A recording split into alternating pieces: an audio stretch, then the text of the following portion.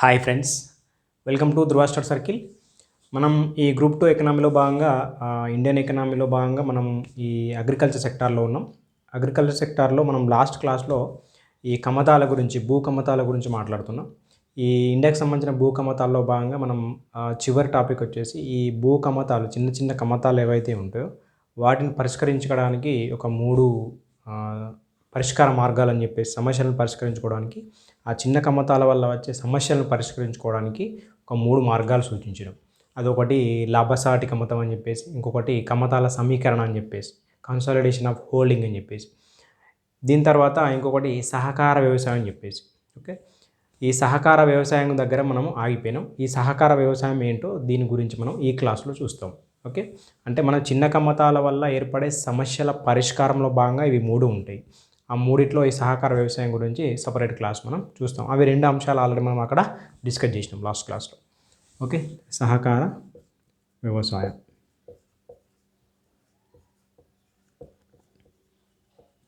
సహకారం అంటే కోఆపరేట్ చేసుకోవడం, ఒకరికొకరు కోఆపరేట్ చేసుకోవడం.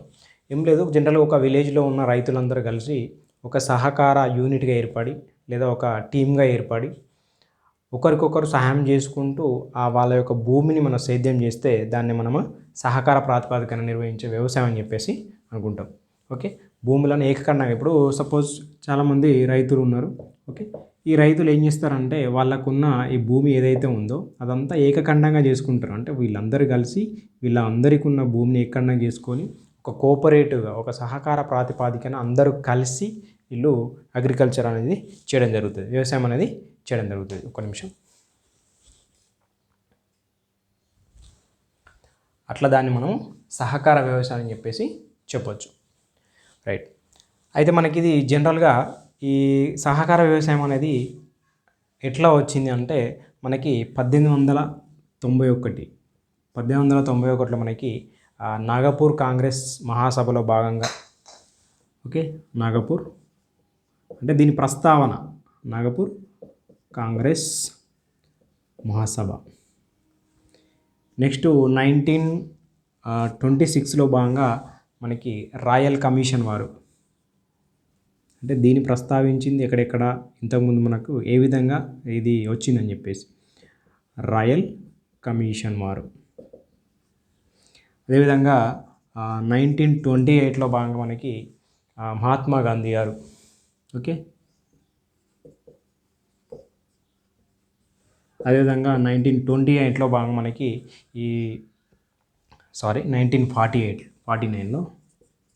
1949లో మనకి ఏంటంటే ఈ వ్యవసాయ సంస్కరణల కోసం జేసీ కొమరప్ప అధ్యక్షన మనకి ఒక కమిషన్ అనేది ఉంటుంది.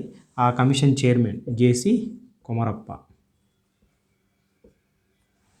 ఓకే, ఇట్లా ఈ వ్యవసాయ సహకారం అనేది మనకి 1891లో నాగపూర్ కాంగ్రెస్ సభలో ప్రస్తావిస్తారు. అదే 1926లో మనకి రాయల్ కమిషన్ వారు, అదేవిధంగా 1928లో భాగంగా మనకి మహాత్మా గాంధీ గారు, 1948లో మనకి జేసీ కుమరక్ష, అంటే ఈ భూ సంస్కరణ కోసం మనకి ఈ వ్యవసాయ సంస్కరణ కోసం ఏర్పరిచిన కమిషన్ అధ్యక్షుడు, చైర్మన్. ఓకే, వీళ్ళందరూ సూచించింది ఏంటంటే మనకి ది బెస్ట్ మెథడ్ సహకార వ్యవసాయం అని చెప్పేసి చెప్తారు.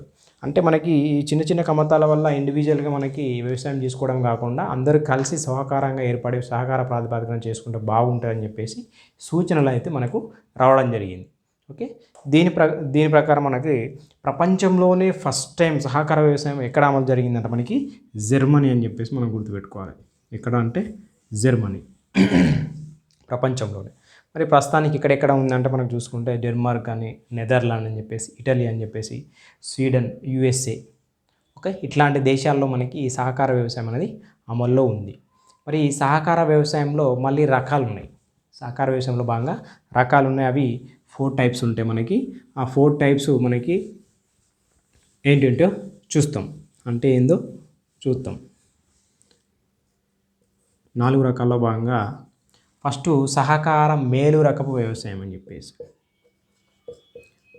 సహకార మేలు రకపు వ్యవసాయం. రెండోది సహకార కౌలుదారు వ్యవసాయం, కౌలుదారి వ్యవసాయం. మూడోది సహకార సామూహిక వ్యవసాయం,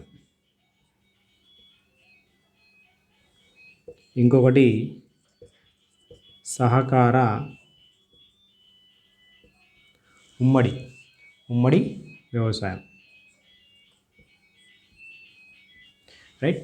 ఓకే. సహకార మేలురక వ్యవసాయం అంటే ఏంది? ఇక్కడ సహకార మేలురక వ్యవసాయం అనేది మనకు జనరల్గా ఏం చేస్తారంటే రైతులు ఎవరైతే ఉన్నారో ఆ రైతులు ఎవరి వారే సేద్యం చేసుకుంటారు. అంటే ఒక సంఘంగా ఏర్పడడం అనేది ఏముండదు.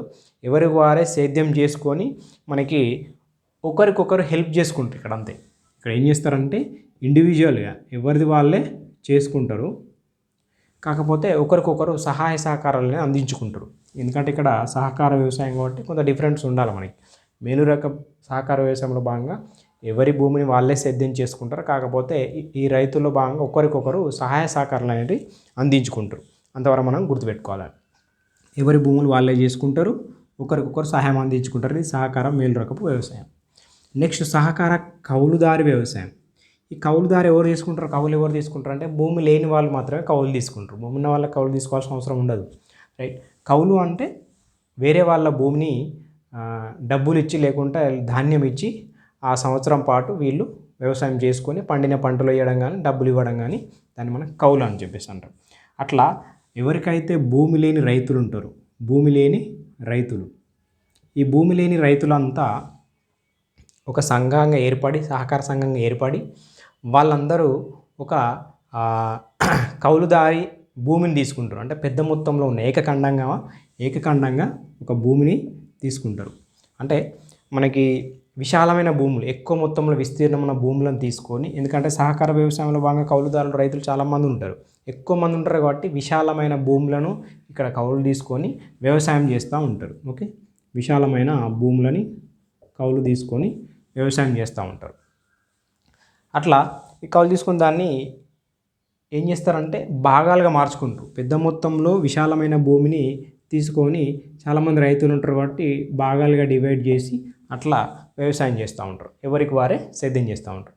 ఇక్కడనేమో ఎవరి భూమిని వాళ్ళే చేసుకుంటున్నారు మేలు రకంలో, కాకపోతే కోఆపరేషన్ చేసుకుంటారు ఒకరికొకరు. ఇక్కడ సహాయ కౌలుదారు అంటే సహకార కౌలుదారు అంటే వాళ్ళకు భూమి లేని రైతులు మాత్రమే ఒక పెద్ద మొత్తంలో భూమి విస్తీర్ణం తీసుకొని ఆ కౌలు తీసుకొని దాన్ని డివైడ్ చేసి మళ్ళీ ఎవరికి వారు సేద్యం చేస్తూ ఉంటారు. ఓకే. డివైడ్ చేసి దాన్ని భాగాలుగా చేసుకొని అట్లా పంచుకుంటూ ఉంటారు. దాన్ని మనం సహకార కౌలుదారు వ్యవసాయం. ఓకే. ఒక టీమ్గా ఏర్పడి ఒక పెద్ద మొత్తంలో వైశాల్య గల భూమిని తీసుకొని భాగాలుగా డివైడ్ చేసుకొని దాన్ని వీళ్ళు వ్యవసాయం చేస్తూ ఉంటారు ఇండివిజువల్గానే. మళ్ళీ ఇక్కడ మళ్ళీ మూడోది సహకార సామూహిక వ్యవసాయం. సహకార సామూహిక వ్యవసాయంలో మనకు జనరల్గా ఎట్లుంటుందంటే ఒక సహకార సంఘంగా ఏర్పడతారు. ఇక్కడ సహకార సంఘంగా ఏర్పడి వాళ్ళ భూములు కావచ్చు, ఇతరత్ర సాధనాలు కావచ్చు, ఏం చేస్తారంటే సంఘం ఉంటుంది కదా, ఆ సంఘానికి శాశ్వతంగా అప్పగిస్తారు. వాళ్ళకున్న భూములు కాబట్టి. ఇప్పుడు ఎవరైతే రైతులు ఉంటారో ఒక సహకార సంఘంగా యూనియన్గా ఏర్పడతారు. యూనియన్గా ఏర్పడ్డప్పుడు వాళ్ళకున్న భూములని ఎవరైతే యూనియన్గా ఏర్పడారో వాళ్ళకు భూములన్నీ ఆ సంఘానికి అప్పయిపేస్తారు. ఆ భూములు కావచ్చు, లేకుంటే వాళ్ళ దగ్గర ఉన్న సాధనాలు కావచ్చు, అంటే ఈ ఎక్విప్మెంట్స్ ఉంటాయి కదా వ్యవసాయానికి సంబంధించినవి, వాళ్ళ దగ్గర ఏమున్న సాధనాలు కావచ్చు శాశ్వతంగా సంఘానికి అప్పయిపేస్తారు. చెప్పేసి వీళ్ళు వేతనానికి సేద్యం చేస్తారు భూమిని. ఓకే. వేతనానికి అంటే జీతం తీసుకొని దాన్ని మళ్ళీ కౌలు చేస్తారు. వీళ్ళందరూ భూమిని కలిపి సంఘానికి అప్పయిపడం జరిగింది శాశ్వతంగా. చెప్పేసి వీళ్ళు జస్ట్ ఏంటంటే శాలరీ కోసం పనిచేస్తారు, వేతనం కోసం పనిచేస్తారు, జీతం కోసం మాత్రమే ఆ భూమిలో పనిచేస్తారు. ఎవరైతే ఇది సంఘంగా మనకి వాళ్ళు కార్యవర్గం ఉంటాయి కదా, అంటే సంఘాన్ని నడిపే కార్యవర్గం ఉంటాయి కదా, వాళ్ళు మోడర్న్ టెక్నాలజీలో వ్యవసాయం చేసి ఆ మిగులు ఏవైతే ఉంటాయో దాన్ని వీళ్ళకు వేతనం ఇచ్చి ఆ మిగులు దాన్ని మళ్ళీ ఆ భూమిని బట్టి మళ్ళీ వాటాలు ఇవ్వడం జరుగుతుంది. వీళ్ళకు జీతం వస్తుంది, ఎట్ ద సేమ్ టైం మళ్ళీ వీళ్ళ భూమి వాటా కూడా ఏది జీతమీయంగా మిగిలిన అమౌంట్ ఏదైతే ఉంటుందో లేకుంటే ఆ పంట ఏదైతే ఉంటుందో దాన్ని ఎవరికి ఎంత అని చెప్పేసి వాళ్ళ భూమిని బట్టి వాళ్ళకు వాటా అనేది ఇవ్వడం జరుగుతుంది. మళ్ళీ ఒకసారి చెప్తున్నా, సహకార సామూహిక వ్యవసాయం అంటే సహకార సంఘంగా ఏర్పడి వాళ్ళకున్న భూములు సాధనాలన్నీ సహకార సంఘానికి అప్పచెప్పేసి ఆ సహకార సంఘం ఆధ్వర్యంలోనే ఉన్న ఆ భూములను వీళ్ళు మళ్ళీ జస్ట్ జీతం కోసం మాత్రమే ఆ సేద్యం చేస్తారు. సేద్యం చేసినప్పుడు వాళ్ళకు జీతం వస్తుంది. ఎవరైతే ఈ సహకార సంఘాన్ని నడిపే వాళ్ళు ఉంటారో ఆ పూర్తి కాలం పంట కాలం అయిపోయిన తర్వాత ఏవైతే ఆ జీతాలు ఇచ్చిన తర్వాత మిగతా ఖర్చులు పోయిన తర్వాత వాళ్ళకు మిగులు ఏదైతే ఉంటుందో ఎవరికైతే ఎంత భూమి ఇచ్చారో వాళ్ళకి మళ్ళీ వాటా వెళ్తుంది. ఓకే, అట్లా వాటా వస్తుంది. అదేవిధంగా వేతనం వస్తుంది సహకార సామూహిక వ్యవసాయంలో. రైట్, నెక్స్ట్ ఇది సహకార ఉమ్మడి వ్యవసాయం. ఈ సహకార ఉమ్మడి వ్యవసాయంలో భాగంగా మనకి ఇక్కడ ఏమవుతుందంటే సంఘానికి కంప్లీట్గా ఇక్కడ అప్పచెప్పింది కదా, ఇది ఇక్కడ కూడా ఏంటంటే మనకి భూములను, పశువులను, అదేవిధంగా పరికరాలను సంఘానికి అప్పచెప్తారు. మళ్ళీ భూములను అప్పచెప్తారు. ఓకే, మనకి పరికరాలు కావచ్చు, పశువులను కావచ్చు సంఘానికి అయితే అప్పగించి కలిసి సేద్యం చేస్తారు మళ్ళీ ఇక్కడ. ఓకే, అందరూ కలిసి సేద్యం చేయడం జరుగుతుంది. వీళ్ళందరి దగ్గర అన్నీ అప్పచెప్పడం జరిగింది. వాళ్ళ దగ్గర ఉన్న పశువులు కావచ్చు, భూమి కావచ్చు, పరికరాలు కావచ్చు అప్పచెప్పి అందరు కలిసి మళ్ళీ చేస్తున్నారు. అయితే ఈ పండిన పంటను మళ్ళీ ఏం చేస్తారంటే కలిసి పంచుకుంటారు. దీనిలో ఈ రైతులకు భూమి ఉంటుంది కదా, ఆ భూమిలో మనకి యాజమాన్య హక్కు అనేది కోల్పోరు. ఇక్కడ ఏమవుతున్నది, శాశ్వతంగా అప్పచెప్తున్నారు, కంప్లీట్గా పర్మనెంట్గా అప్పచెప్తున్నారు. అంటే వాళ్ళ యాజమాన్య హక్కు కోల్పోతున్నారు, కంప్లీట్గా ఇచ్చేస్తున్నారు. ఆల్రెడీ ఇచ్చేసి కేవలం వేతనం అండ్ దాంట్లో వచ్చే వాటా తీసుకుంటున్నారు. ఇక్కడ ఏం చేస్తున్నారు, జస్ట్ ఏంటంటే సేమ్ యాజ్ ఇట్ ఈజ్గా, కాకపోతే పర్మనెంట్గా కాదు. భూమి, పరికరాలు, పశువులు అన్నీ అప్పచెప్పిన సంఘానికి చెప్పిన తర్వాత వీళ్ళు మళ్ళీ కలిసి సేద్యం చేస్తున్నారు. వాళ్ళ భూమి వాటా ఏదైతే ఉందో మళ్ళీ అందరూ కలిసి పంచుకోవడం జరుగుతుంది. ఓకే, ఇక్కడ ఏమవుతుంది అంటే యాజమాన్య హక్కులు ఇక్కడ కోల్పోతారు, ఇక్కడ యాజమాన్య హక్కులు కోల్పోరు అని చెప్పేసి గుర్తుపెట్టుకోవాలి. యాజమాన్య హక్కు కోల్పోరు దేనిలో, ఉమ్మడి వ్యవసాయంలో. అందుకోసమే ఈ సహకార వ్యవసాయ రకాల్లో భాగంగా ది బెస్ట్ మెథడ్ అని చెప్పేసి అంటాం సహకార ఉమ్మడి వ్యవసాయం. ఎందుకంటే సహకార వ్యవస్థలో భాగంగా ఉన్నారు, అన్ని సంఘానికి అప్పచెప్పారు, వ్యవసాయం కలిసి చేస్తున్నారు. అదేవిధంగా వచ్చే వాటా కూడా మళ్ళీ కలిసి పంచుకుంటున్నారు. అట్లా అంటే యాజమాన్య హక్కు అనేది కోల్పోవడం లేదు. ఇవి సామూహిక వ్యవసాయంలో భాగంగా యాజమాన్య హక్కు కోల్పోతున్నారు, సంఘానికి శాశ్వతంగా వాళ్ళ భూములు అనేవి అప్పగిస్తున్నారు. ఓకే, మనకి ఇండియాలో ఇంప్లిమెంట్ అయ్యేది ఏంటి అని చెప్పేసి అంటే సహకార ఉమ్మడి వ్యవసాయం. ఎందుకంటే ది బెస్ట్ మెథడ్ అని చెప్పేసి అనుకున్నాం కదా, అందుకోసమే ఇది ఇంప్లిమెంటేషన్ జరుగుతుంది మన ఇండియాలో అని చెప్పేసి గుర్తుపెట్టుకోవాలి. ఓకే, రకరకాలుగా ఉన్నది మనకు మేలు రకపు, కౌలుదారి, సామూహిక, ఉమ్మడి. రైట్, ఇది దేని దానికి మనం గుర్తుపెట్టుకోవాలి. ఇక్కడ మనకు క్వశ్చన్ పడే అవకాశం అయితే ఉంటుంది.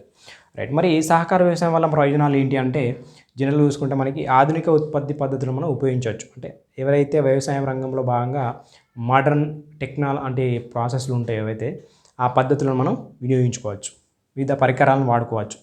అదేవిధంగా ప్రభుత్వం నుండి మనకి ఎంకరేజ్మెంట్ అయితే లభిస్తుంది. సహకార వ్యవసాయం అనేది చేస్తే ప్రభుత్వం అనేది ప్రోత్సహిస్తుంది, ప్రోత్సాహకాలు అందడం జరుగుతుంది. అదేవిధంగా మనకి అధిక ఉత్పత్తి సాధించే అవకాశం ఉంటుందని చెప్పేసి, అదేవిధంగా ఈ పెద్ద తరహా ఉత్పత్తి వలన కలిగే అమలు కూడా లభిస్తాయి. ఓకే, ఉత్పత్తి అనేది ఎక్కువ మొత్తంలో జరుగుతాయి కాబట్టి దానివల్ల కలిగే లాభాలు కూడా అందరికీ లభిస్తాయి, ఎవరికో ఇండివిజువల్ కాకుండా. అదొకటి. నెక్స్ట్ మనకి ఇప్పటి వరకట చూద్దాం, కొంత డేటా ఉంది ఈ సహకార వ్యవసాయానికి సంబంధించి. మనకి ఇప్పటివరకు 2.41 మిలియన్ మంది రైతులు సభ్యులుగా ఉన్నారట సహకార వ్యవసాయంలో. 2.41 మిలియన్ మంది సభ్యులు రైతులుగా సహకార సంఘంలో ఉన్నారట. మరి ఎన్ని సంఘాలు అంటే 8,819 సంఘాలుగా ఏర్పడ్డాయి. ఇంతమంది రైతులు, ఇన్ని సంఘాలు, అదొకటి. నెక్స్ట్ 4.75 లక్షల హెక్టార్ల భూమి సేద్యం జరిగింది. ఎంత? 4.7 లక్షల హెక్టార్ల భూమి అనేది సేద్యం జరిగింది. 2.41 మిలియన్ల రైతులు సభ్యులుగా ఉండడం జరిగింది సహకార సంఘంలో. అదేవిధంగా 8,819 సహకార సంఘాలు ఏర్పడ్డాయి. అదేవిధంగా 4.75 లక్షల హెక్టార్ల భూమి అనేది సేద్యం జరిగింది ఈ సహకార వ్యవసాయ పద్ధతిలో భాగంగా. రైట్, అట్లా మనకి ఈ భారత్లో సేద్య భూమిలో భాగంగా ఈ సహకార వ్యవసాయ పద్ధతిలో సేద్యమయ్యే భూమి 0.41% మాత్రమేనట. 0.4% మాత్రమే మన ఇండియాలో సహకార వ్యవసాయ పద్ధతిలో భాగంగా చేస్తున్నాం. అంటే చాలా తక్కువ, 0.41% కూడా కాదు. సో మరి ఎందుకు, దీనికి కూడా రీజన్స్ ఉన్నాయి, మనం చూస్తాం. రైట్, మనకి 2014 నాటికి ఇండియాలో మనకి ఉమ్మడి ఏపీలో భాగంగా 2,290 సహకార ఉమ్మడి వ్యవసాయ సంఘాలు అంటే ఉండే. దాంట్లో భాగంగా మనకి జస్ట్ ఈ సంయుక్త ఆంధ్రప్రదేశ్లో భాగంగా జస్ట్ 1% మాత్రమే ఈ పద్ధతిలో మనం వ్యవసాయం చేసినాం. అదొకటి ఐడియా ఉండాలి. జస్ట్ 1% ఉమ్మడి ఏపీలో భాగంగా. మరి ఈ భారత్లో సహకార వ్యవసాయం విఫలమవడానికి కారణాలు ఏంది? ఎందుకు మరి ఇంత బాగుంది కదా, బాగానే ఉంది కదా, అంటే ఉత్పత్తి బాగుంది, లేకుంటే రకరకాల ఆధునిక పద్ధతులు వాడినాం. ఓకే, ఈ ఉత్పత్తి ఏవైతే ఉన్నాయో అందరికీ ఉపయోగకరంగా ఉంది సహకార వ్యవసాయం వల్ల. కానీ మరి ఎందుకు విఫలమైందని చూసుకుంటే చాలామంది ఏంటంటే అన్ఎడ్యుకేటెడ్ ఉంటాడు, నిరక్షరాస్యులు ఉంటారు. వ్యవసాయంలో భాగంగా నిరక్షరాస్యులు ఉండడం వల్ల ఈ సహకార వ్యవసాయంలో భాగంగా భూమిని అప్పగిస్తున్నాం సంఘానికి. అప్పగిస్తే ఏమవుతుందని ఒక అపోహ వల్ల, అనుమానాల వల్ల దీని మీద పెద్దగా ఇంట్రెస్ట్ చూపకపోవడం, ఎవరి భూమిని వాళ్ళు చేసుకోవడం, సహకార సంఘంగా ఏర్పడపోవడానికి ఇంట్రెస్ట్ చూపకపోవడం అన్నట్టు, ఏర్పడడానికి ఇంట్రెస్ట్ చూపకపోవడం అదొకటి.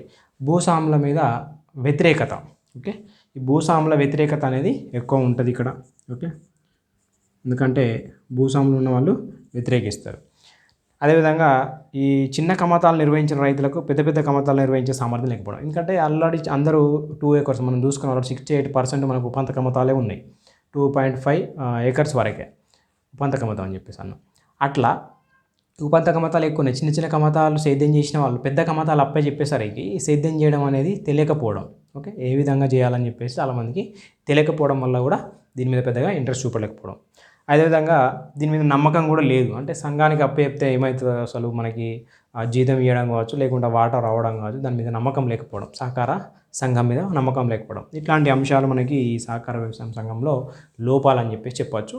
మెయిన్గా దీంట్లో గుర్తుపెట్టుకోవాల్సిన ఆ 4 types మనకు కౌలుదారి ఒకటి, మేలు రకం ఒకటి, ఉమ్మడి ఒకటి, సామూహిక ఒకటి, ఇవి 4 దేనికి దానికి ఇండివిజువల్గా గుర్తుపెట్టుకోవాలి. ఇది మనకి కంప్లీట్గా సహకార వ్యవసాయం గురించి.